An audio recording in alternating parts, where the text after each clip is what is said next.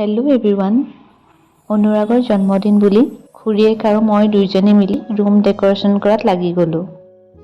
জন্মদিন পিছে ডাঙৰকৈ পতা নাছিলোঁ, কাৰণ সেইদিনাখন ৰাতি আমাৰ ঘৰৰ বাৰ্ষিক নামভাগ পতা হৈছিল আৰু পাছদিনা ৰাতিপুৱাই আমি গুৱাহাটীলৈ গুচি আহিছিলোঁ।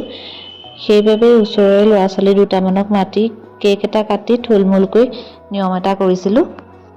জন্মদিন যদিও ডাঙৰকৈ পতা নাছিলোঁ, ৰুমটো অলপ ধুনীয়াকৈ সজাইছিলোঁ যাতে সি দেখি মনটোত ভাল পায়। আৰু ফাইনেলি ডেক'ৰেশ্যন হৈ গ'ল।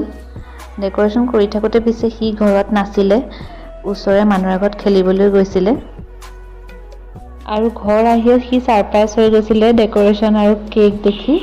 ইমান যে ফূৰ্তি তাৰ মনত, তাতে কেক খাই এনেও ভালেই পায়।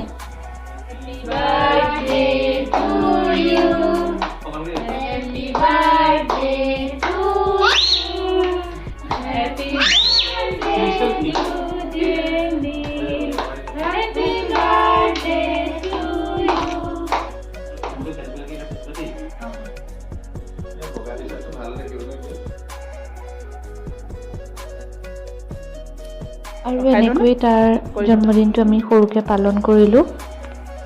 ভগৱানৰ ওচৰত প্ৰাৰ্থনা কৰিছোঁ সি যেন সদায় ভালে কুশলে থাকে, আৰু আপোনালোকেও তাক আশীৰ্বাদ কৰিব।